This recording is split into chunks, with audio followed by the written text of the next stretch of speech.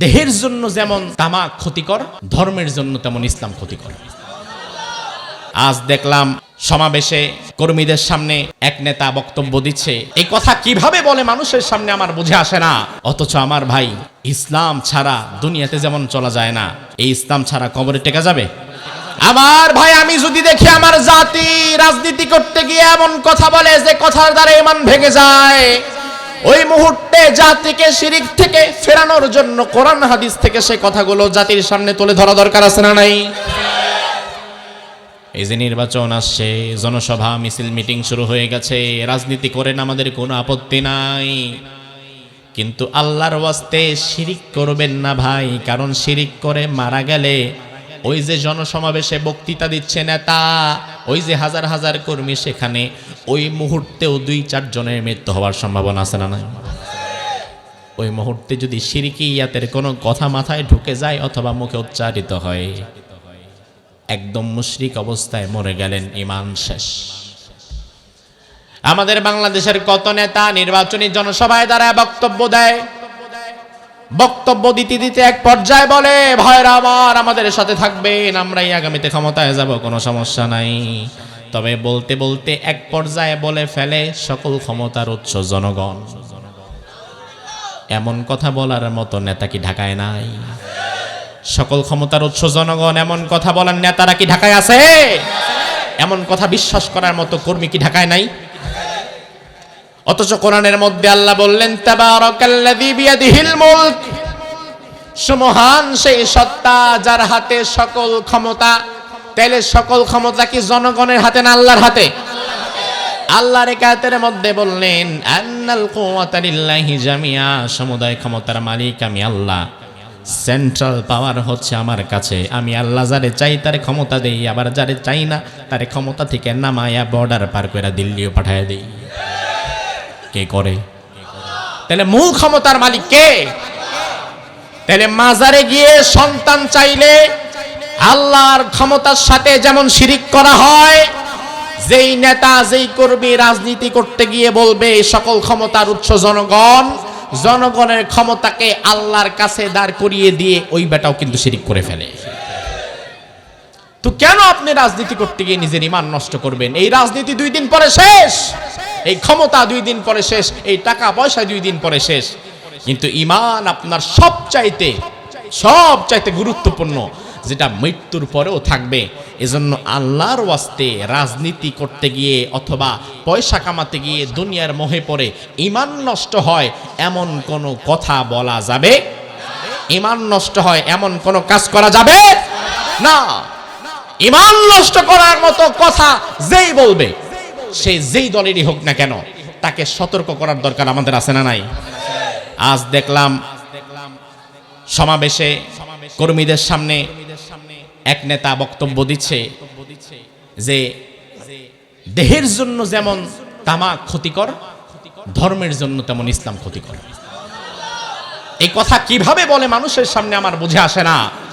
অথচ আমার ভাই, ইসলাম ছাড়া দুনিয়াতে যেমন চলা যায় না, এই ইসলাম ছাড়া কবরে টেকা যাবে?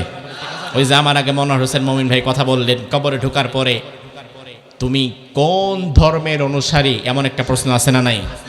তো দুনিয়াতে যারা ইসলামের পক্ষে ছিল না, দুনিয়াতে যাদের ইসলাম ভালো লাগে নাই, এ জাতির ইসলাম ভালো লাগে না কেমনে? আপনি বলুন, হুজুর ইসলাম ভালো না লাগলে কি মাহফিলে আসছি? আরে ভাই, আমাদের ইসলাম এখন শুধু নামের ইসলাম, কামের ইসলাম না। আল্লাহর হাবিব হাদিসের মধ্যে বললেন, ইয়াতি আলান নাসি জামান, বিশ্বনবীর হাদিস শোনাই, আমার কথা না, 1500 বছর আগে রাসূল বলে গিয়েছেন, ইয়াতি আলান নাসি জামান লা ইয়াবকা মিনাল ইসলামি ইল্লা ইসমুহু ওয়া লা ইয়াবকা মিনাল কুরআনি ইল্লা রাসমুহু মাসাজিদুহুম আমিরাতুন ওয়া হিয়া খারাবুম মিনাল হুদা উলামাউহুম শাররুম মিন তাহতি আদিমিস সামাই মিন ইনদিহিম তাখরুজুল ফিতনাতু ফীহিম তাউদ। আল্লাহর হাবিব 1500 বছর আগে বলেছেন, এমন এক জামানা আসবে ইসলামের কোনো কিছুই বাকি থাকবে না, শুধু নাম ছাড়া। কি ছাড়া? নাম ছাড়া ইসলামের আর কিছুই বাকি থাকবে না।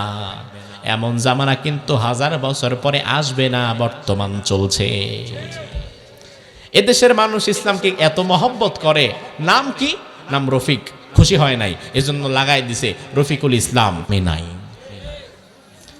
সে যখন ব্যবসা করে, ব্যবসার মধ্যে ঢুকায় সুদ, সেখানে ইসলাম নাই। সে যখন চাকরি করে, চাকরির মধ্যে ফাঁকিবাজি করে, সেখানে ইসলাম নাই। সে যখন পরিবারে যায়, পরিবারটারে পর্দায় চালায় না, স্ত্রী আর মেয়েটারে নিয়ে ঢ্যাং ঢ্যাং করে সবার সামনে ঘুরে বেড়ায়, তার পরিবারের মধ্যেও ইসলাম নাই, তার রাজনীতির মধ্যেও ইসলাম নাই। তাইলে দেখা গেল ইসলাম তার কোথাও নাই, আছে শুধু নামে। তাইলে রাসূল যে ১৫০০ বছর আগে বলেছেন, এমন এক জামানা আসবে ইসলাম থাকবে শুধু নামে কামে না, এমন জামানা কি ভবিষ্যতে আসবে না, বর্তমান চলছে। ইসলামটারে আমরা সংকুচিত করতে করতে করতে করতে স্যারের ওই গল্পের মতো বানিয়ে ফেলেছি। স্যার ক্লাসে ঢোকার পরে একদিন ছাত্রদেরকে বলল, ছাত্ররা ৫০০ টাকা আছে আমার কাছে, পুরস্কার দিব একজনকে। এই বোর্ডের মধ্যে একটা পাখির ছবি যে এঁকে দিতে পারবে তারে ৫০০ টাকা পুরস্কার দেব। স্যারের কথা শুনে একজন ছাত্র হাত তুলল, বলল, স্যার বহুবার আমি পাখির ছবি নিজে আঁকছি, আমি ভালো এক্সপার্ট পাখির ছবি আঁকতে, আমারে দেন। স্যার কয় আসো। ছাত্র আসছে, এবার আঁকা শুরু করছে। স্যার বলে, দাঁড়াও, কি আঁকতেছো? স্যার পাখির ঠোঁটটা আগে আঁকি। আর ঠোঁট বাদ দাও, বাকিটা আঁকো। ছাত্র বলে, আচ্ছা স্যার, সমস্যা নাই। আবার আঁকা শুরু করেছে। স্যার আবার ডাকাই, দাঁড়াও, কি আঁকো এখন? স্যার এই যে মাথাটা তাইলে আঁকি, ঠোঁট তো বাদ দিলাম। কয় না, মাথা বাদ দাও না, মাথা বাদ দিয়ে বাকিটা। ছাত্র বলে, আচ্ছা ঠিক আছে স্যার। আবার আঁকা শুরু করছে। আচ্ছা কি আঁকো? স্যার পাখির পা দুইটা আঁকে ফেলি। আরে পা বাদ দাও না, পা বাদ দিয়ে বাকিটা আঁকো। আবার আঁকা শুরু করছে। আচ্ছা কি আঁকতেছো এখন? স্যার পাখির ডানা দুইটা আঁকি। আরে ডানা বাদ দাও, বাকিটা আঁকো। ছাত্র কয়, স্যার পাখি কি এখন আঁকবো? আরে আঁকো না, করছে কি তোমার, পাখি তো আঁকবা, ৫০০ টাকার পুরস্কার লাগবে না তোমার? ছাত্র বলে, স্যার সব বাদ দিতে দিতে দিতে দিতে এখন আমার হাতে পাখির লেঞ্জা ছাড়া আর কিছু নাই। স্যার আপনি যদি আমারে পাখি আঁকতে বলেন, পাখির ঠোঁট থেকে নিয়ে লেজের গোড়া পর্যন্ত সবটা আঁকতে দিতে হবে, এই সবটার নাম পাখি। ঠিক একই ভাবে আপনি যদি ইসলাম পালন করেন, আপনার ব্যক্তি জীবন, পারিবারিক জীবন, অর্থনৈতিক জীবন, রাজনৈতিক জীবন, সামাজিক জীবন, প্রত্যেকটা জীবনে ইসলাম থাকা লাগবে। সব বাদ দিয়া পাখির লেজের নাম যেমন শুধুমাত্র পাখি হতে পারে না, সব জায়গা থেকে ইসলামরে বাদ দিয়া শুধুমাত্র মসজিদে নামাজ পড়ার নামও ইসলাম হতে পারে না। ইসলাম যদি পালন করেন তাইলে জীবনের প্রত্যেকটা জায়গায় ইসলাম পালন করার দরকার আছে না নাই? এজন্য আমার ভাই, ইসলাম কটাক্ষ করা যাবে না, কারণ ইসলাম যেমন দুনিয়াতে দরকার, মৃত্যুর পরেও দরকার। আর দুনিয়াতে যে তার জীবনের সাথে ইসলামে রাখে নাই, মৃত্যুর পরে ফেরেশতার প্রশ্নের জবাবও সে দিতে পারবে না।